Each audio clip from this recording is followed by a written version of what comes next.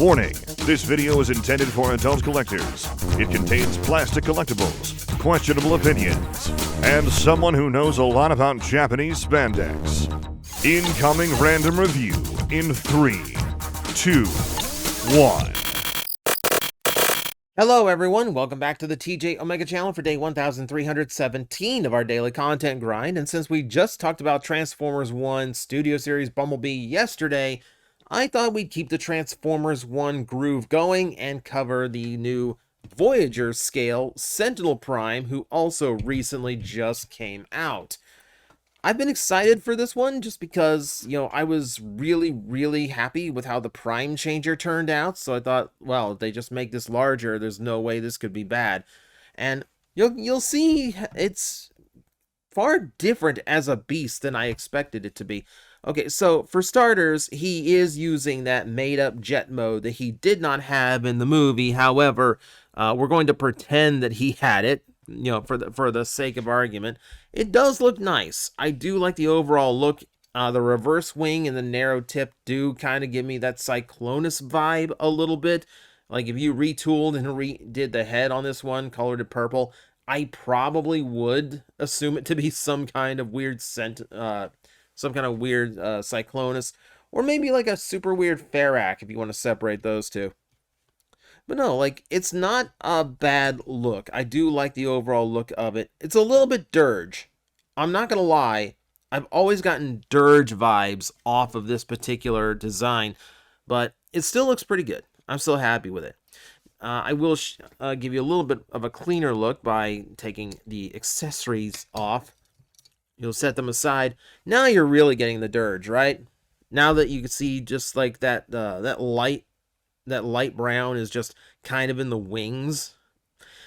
In person, I would call it a little bit closer, just like a dull, dark yellow, rather than like, there's not a whole lot of hue to it to make it brown.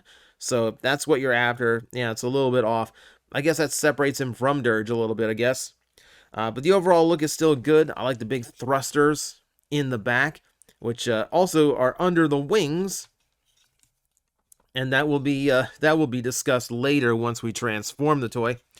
Detail-wise, you get a little bit of paint here in the front with the gold acting as the canopy, and then a little bit of gunmetal in the front.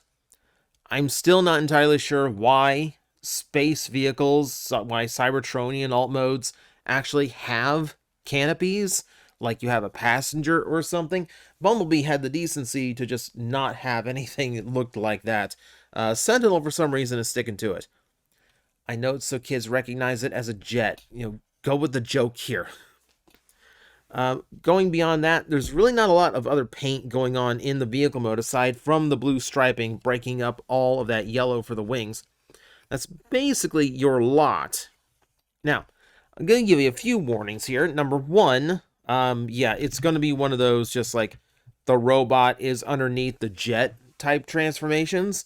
So don't expect that to be too thrilling. But also, I'm going to warn you, there is no landing gear on this toy. And there are no nubs, as like a toy like this would traditionally have, in order to keep the things on the underside from scraping if you happen to have it sitting down on a table or a surface or a desk like so. So what's going to connect to the ground is going to be the chest here with this thin gold detailing. So really take your time and be careful when you set it down. Do not move it back and forth. Do not risk scraping all that up. It is very thin detail. It will wear and it will look bad in the robot mode. So fair warning there. If you want the life hack, just kind of flip that down. Just kind of use that as a prop up. It doesn't fit the vehicle flat to the ground, but it will keep the bottom from scraping. So that's your little workaround. Okay, let's just kind of talk here. So let's see if we talk about playability. See, I'm disappointed we don't have 5mm in the back for any kind of blast effect, so it can't look like he's blasting as a jet. We have 5mm ports here on the side of the arms, but with the shoulders in the way, they aren't going to really do anything. I will say, the shoulders being there is just kind of a really distracting point. Like, just two big blue blocks stuck under the wings. However, the assault mode of Sentinel Prime is included in this toy. And those shoulders do unfold into part of that, meaning I can give him a little bit of extra armament in the form of added guns, which is kind of a nice little trick I don't think they intended. There's already a bunch of guns molded in and painted into that dark gray. So, you know, it's there. So you have that little bit as a feature, but maybe not intended. Still, kind of fun to do. All right, transformation time. This is not going to take long. All right, I'm going to pop the arms free of the wings. I'm going to go ahead and slide the forearms up to reveal the fists. Hinge these upward like so. Disconnect the wings just by pulling them up and freeing the tab, or you can inversely just pull the legs forward, whichever one happens first. Separate the legs. Feet flip forward. Then flip these thrusters into the heel like so. Close it up. That's pretty much how the legs transform. Now, we go here. I'm going to go ahead and flip all of that up. The wings are going to collapse like so. On this double hinge, you're going to fold this far side of the wing down and clip that into place.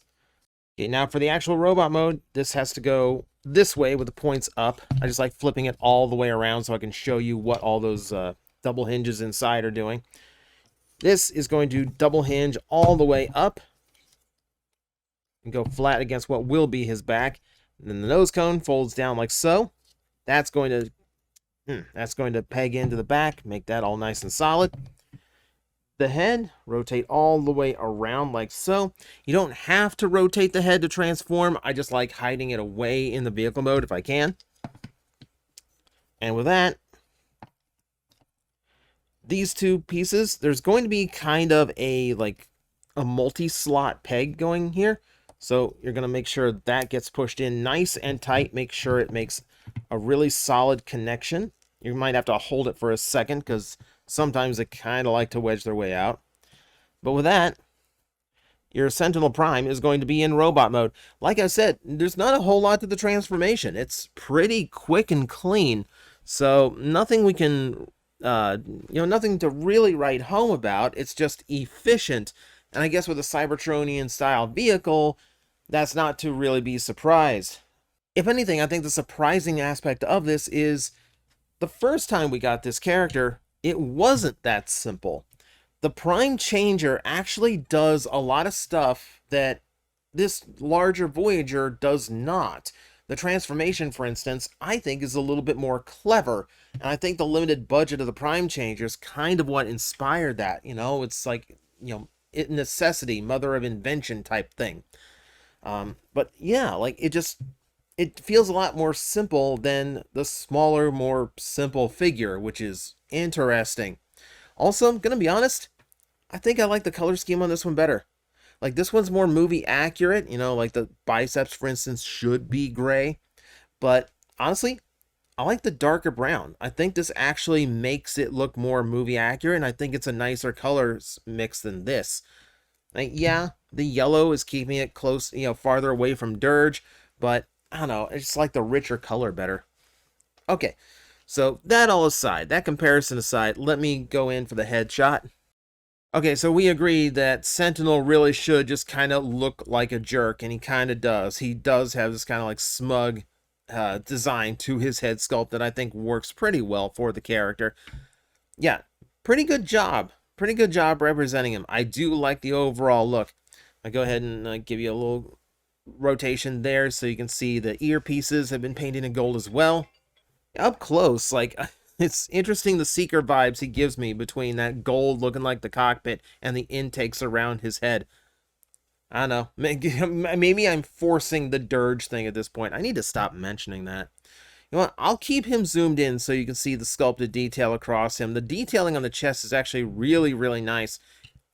I mean, I talk about liking the Prime Changer almost as much, but like, I will give it credit. The design on this one is far more three-dimensional. It's got a lot more depth to its sculpt, which looks really, really good.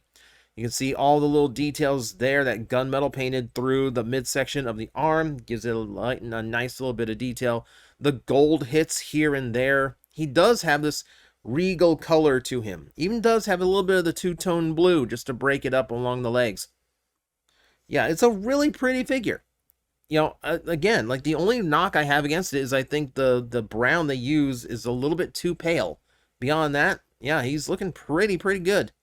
Also, because it's something I always point out, it's not the cleanest of bots, since he does have the nose cone backpack. Again, something the original did not need. But we're not gonna draw any more comparisons. I think we're done with that. Let me go into articulation just so you see what this guy has going on. So the head does not have a left and right, or does not have an up and down, but obviously like it has left and right. It's very stiff, and I will explain why once we get into the other trick of the toy. We have ball joints in the shoulder with a weird hinge outward, and then a ball joint in the torso in order to get arm articulation. The shoulder is weird because it's ball jointed toward the front of the shoulder, meaning at that angle it actually drops the shoulder line down, which looks super odd, and I'm not happy with that. Also, it's a little bit, the ball joint is a little bit looser than I would like, so that's a little bit problematic. You do have the bicep rotation, which is fine. 90-degree at the elbow, nothing in the wrist. You do have a waist joint. Luckily, the backpack does not hinder that in any way, so that's full 360. Universal hips, great range there. Thigh rotation, 360 degrees. 90 degrees at the knee. Ankle tilt, so he's got all the standard articulation. I can show you weaponry, too. Here in a bit, here, because I gotta show you weaponry now. So you saw that I took off that big pink shield of his, which he didn't have in the movie, but all the toys, for some reason, have to have. So we can mount that shield onto one of the long tabs that's on the forearms. It's pegged in like so. Works fine. Not the type of character I think that would be depicted with a shield, but there you go. I get him to stand up correctly. That leaves you with these two little guns. Now, the little guns, you could mount them in the vehicle mode. You could, you could try to arm cannon them. They don't quite fit in the bicep. The shoulder guard gets in the way, but if you want to star scream him, you can. And they work as just little 5mm little guns. It's not the most impressive looking thing. Like, they really don't look like actual accessory guns. They just kind of look like you pulled a piece off and he happens to be able to hold it. They're boring. They're kind of dull. So they only really work when they're in vehicle mode. Removing them from the shield does give you 5mm ports to work with, though, if you want to accessorize him further. But then again, with this particular character, you don't necessarily need that. So let's transform him again. And I'm going to pull his forearms down like so, to basically turn them into Mega Busters. Flip up the shoulders to reveal those guns that I showed you in the vehicle mode. This time we're going to point them forward and close the top back like that. I'm going to flip out these side panels. We're going to reveal little clusters of barrels down here. Flip that out. Whoop. Go a little bit slower than I do so you don't pop it off the hinge. The torso, I'm going to flex his pecs to give them an angle. And then front panel is going to come down to give me room to flip out the face mask and close that back up, which gives you Sentinel Prime's assault mode from the movie. We can also ratchet this up by getting these out with the toes pointed down. And that is his full attack mode with all the weaponry unleashed at the same time. This is cool to represent the final battle. I mean, I really do like the inclusion. Like, attack modes like this are actually really, really rare in Transformers. So to have all these flip-out weaponry, like, is like pulling me back to like Cybertron Defense Hotshot and how many like missile batteries flipped out from that toy. I'm getting the same vibes from this. It's a really cool trick, gives him quite a bit more, and kind of explains why the engineering in Transformation was so simple. Look at how much extra they had to cram in to get this mode to work. I don't think the foot part of it works. So the idea is that I would like ideally be able to like high heel, and then like the toes would still balance, but the hinges for the feet are just a little bit too loose, and he cannot hold the weight on his tiptoes. So it's one of those poses where you'd either need a flight stand, he does have the 3mm port in the back for that, or this is just how you have to mess with him. Just, you know, for the sake of, you'd have to just mess with him in your hands. You couldn't just, like, place him on display like this. So, it's best just to leave his feet as is. About the only way he's going to stand up reliably. And you can still armor him. You can still attach the shield, which is now going to look more ridiculous, because now we're extending it onto his Mega Buster arm. But it is a possibility. It is something else you can do. So that, my friends, is your Sentinel Prime from Transformers 1. Like I said, the transformation experience doesn't feel as clever as the Prime Changer, and I like the colors on the Prime Changer better. But as an action figure, yeah, this one definitely has a lot of legs up on it.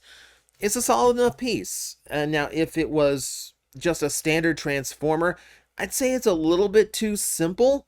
But considering all of the added tricks it has to replicate that final battle mode that he had in the movie, now it's actually interesting. This makes it a pretty unique piece, gives it some extra play value. Now I'm a bigger fan of it. Without that, I don't think it's worth the asking price. With it, yeah, I'm pretty happy with this one. So, those are the thoughts of the day. Hope you can even find this guy. He is worth picking up if you do, if you like a good villain, he is definitely a good one to pick up. And that will do it for the day. So, thank you very much for watching. I will see you next time. Hello everyone, I am Astral Agent Magnetar, a Tokusatsu VTuber, and I am streaming 4 times a week over on Twitch, Monday, Tuesday, and Wednesday afternoons, and a special late night one on late Friday/early Saturday. So come watch, come hang out, and let's make an impact together.